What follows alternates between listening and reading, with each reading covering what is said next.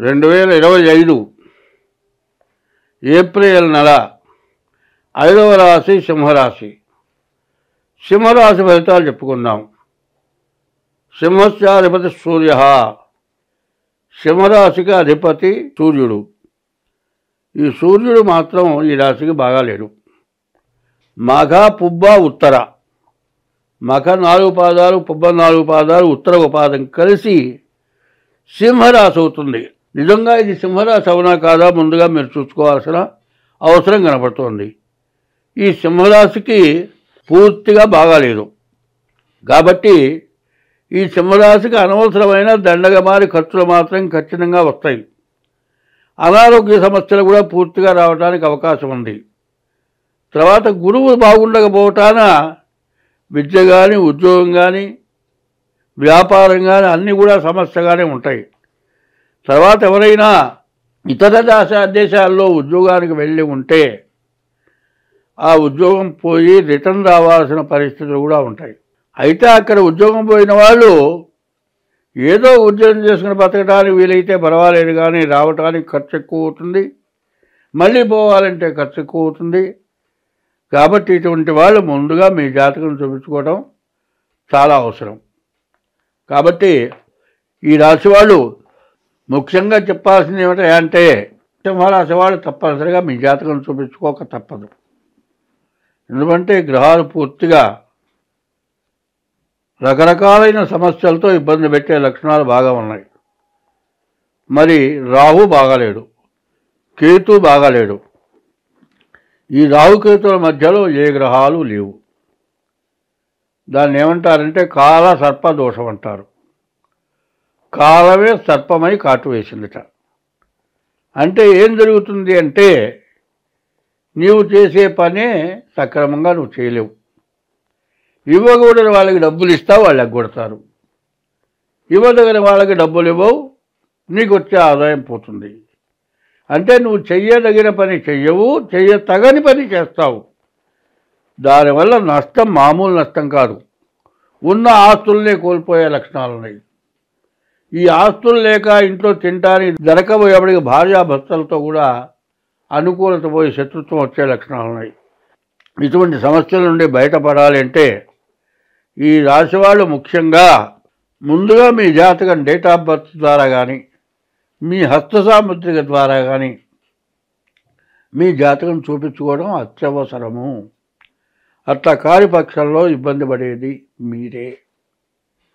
ఏమవుతుంది అంటే ఒక సమస్య, చిన్న సమస్య, వాళ్ళ పాలిస్టర్ గుడ్డలన్నీ కట్టుకొని వెళ్తున్నాం. ఒక నిప్పురవ్వ పడ్డదనుకోండి, గుడ్డ సుర వెళ్ళిపోతుంది. నూలు గుడ్డ అయితే ఇప్పతీసవతల బారేయడానికి వీలవుతుంది. ఈ పాలిస్టర్ గుడ్డ అవుతుంది, ఒంటికి అతుక్కుపోతుంది. గుడ్డ రాదు, ఒళ్ళు కాలిపోతుంది. మరి ఆ కాటమే కాదు, ఆ గుడ్డ మొత్తం బాగా పేనుకుపోయి అతుక్కుపోతుంది. దానివల్ల అది మానేటప్పటికి ఎంత బాధ అవుతుంది. ఎందుకంటే ఎప్పుడు కూడా ఎట్లా ఉంటుందంటే మామూలుగా అన్నం తినేవాడికి ఎటువంటి ఇబ్బంది లేదు. మామూలుగా తిండి ఖర్చులు అంటే తక్కువే. హాస్పిటల్ ఖర్చులు, రోగాలకు మందులు అనేటప్పటికీ ఖర్చు పెరుగుతుంది. తిండి తినేవాడు ఏం చేస్తాడు, ఏదో వృత్తి చేసుకుంటాడు, వృత్తి ద్వారా ఆదాయం వస్తుంది, ఇబ్బంది లేకుండా ఉంటుంది, ఇంకా కాస్త సంపాదన పెరిగితే మిగులుతుంది. ఇదేమవుతుంది, సంపాదన లేదు, ఖర్చు అధికం. తర్వాత పిల్లలు చదువులాగిపోతాయి, ఖర్చు ఎక్కువైపోతుంది, ఇబ్బందులు అవుతాయి. కాబట్టి ఇట్లాంటి పరిస్థితుల నుండి మీరు బయటపడాలి అనుకునేటట్లయితే మాత్రం ఈ సింహరాశి వాళ్ళు తప్పనిసరిగా మీ జాతకం చూపించుకోవడం చాలా అవసరము. తర్వాత ఈ రాశి వాళ్ళు ప్రతిరోజు కూడా శివాలయానికి వెళ్ళి శివాలయంలో 11 ప్రదక్షిణాలు చేయాలి. తర్వాత నవగ్రహాల గుళ్ళో 9 ప్రదక్షిణాలు చేయాలి. గుళ్ళోకి వెళ్ళేటప్పుడు కాళ్ళు కడుక్కొని గుళ్ళోకి వెళ్ళాలి. నవగ్రహాల గుళ్ళో నుంచి బయటకు వచ్చిన తర్వాత కాళ్ళు కడుక్కోకూడదు.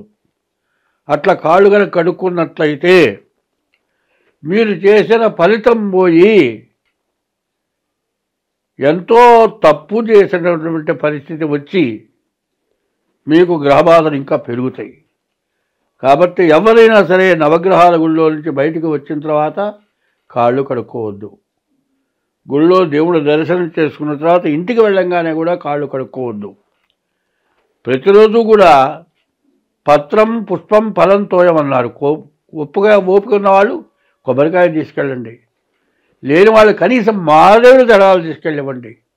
మీకు సత్ఫలితం వస్తుంది, మీరు బాగుంటారు.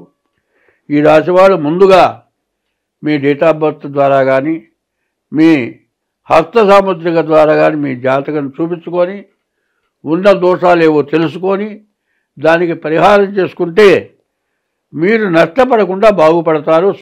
ఇప్పుడు 24, 25, 26 సంవత్సరాలు పాపగ్రహాలు ఎక్కువగా ఉండటం చేత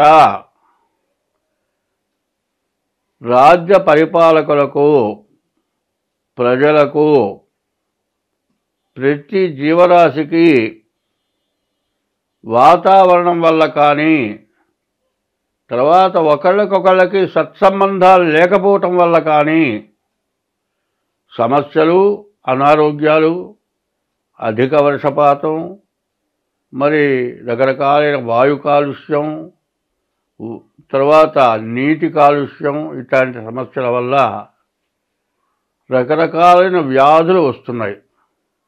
ఎట్లా అంటే పాపగ్రహాల బలం ఎక్కువగా ఉంది. దానివల్ల రాజ్య పరిపాలకులకు కూడా ఒకళ్ళకొకళ్ళు పట్టలేరు. మరి రాజ్య పరిపాలకులు వాళ్ళలో వాళ్ళు గొడవలు పడటం తప్పితే ప్రజలకి అవసరం ఏమిటని చూడగలిగినటువంటి పరిస్థితుల్లో వాళ్ళు లేకుండా పోయినారు. వాళ్ళ తప్పు అని నేను అంటలేదు.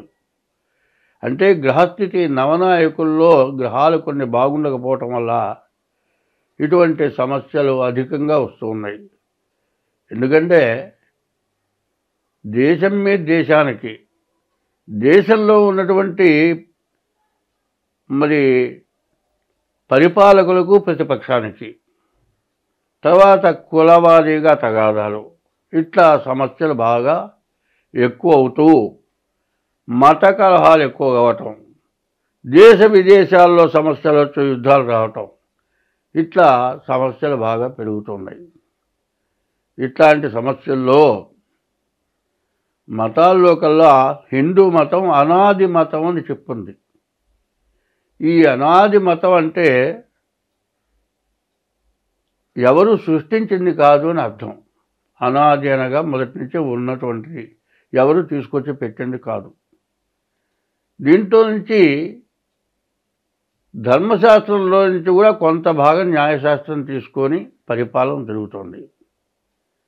కానీ పరిస్థితుల ప్రభావాన్ని మనం అర్థం చేసుకోవాల్సిన అవసరం చాలా ఉంది. కాబట్టి తనని తను రక్షించుకోవటమే ఎవరికి కష్టంగా ఉంది. ఎవరికైనా తను బతకడం, తన భార్య పిల్లల్ని బతికించుకుంటానికే సమస్యలు ఎక్కువగా ఉన్నాయి. కానీ ఇట్లాంటి సమయంలో పక్క వాళ్ళ సమస్యలు పట్టించుకోవటం, దీనివల్ల సమస్యలు పెరగటం జరుగుతోంది. ఎందుకంటే హిందూ మతంలో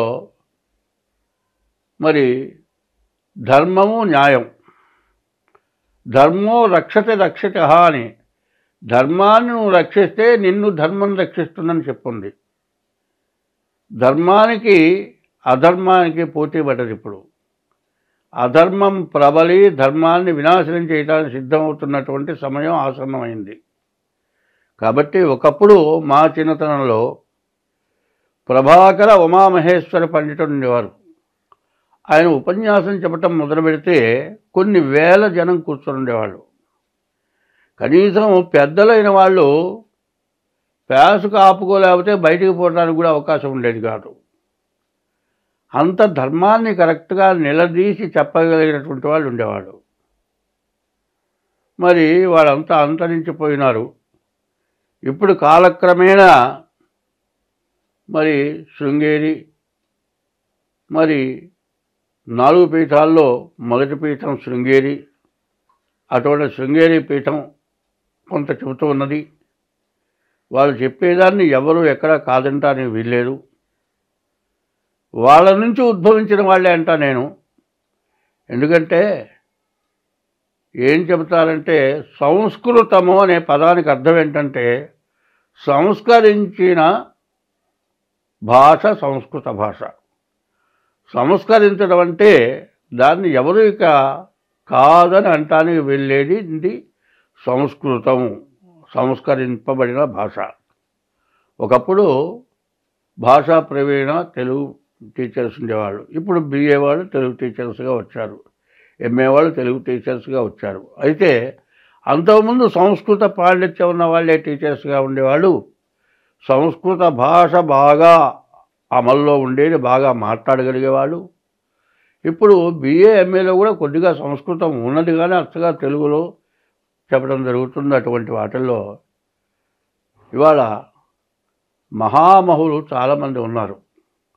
ఈ మహామహులు ప్రజలకు ఏ విధంగా బోధించాలి అనేటువంటి విషయాన్ని బోధించి జనం నడుచుకునేటువంటి స్థితిలో రాజకీయ నాయకులు, జడ్జీలు, లాయర్లు, పెద్ద పెద్ద విద్యావంతులు అందరూ కూడా వినేటట్లుగా చెప్పగలిగినటువంటి వాళ్ళు బాగా ఇప్పుడు అమల్లో ఉన్నవాళ్ళు ముగ్గురు కనబడుతున్నారు. చాగంటి కోటేశ్వరరావు గారు, గరికపాటి నరసింహారావు గారు, షణ్ముఖ శర్మ గారు, వీళ్ళు ముగ్గురు కనబడుతూ ఉన్నారు.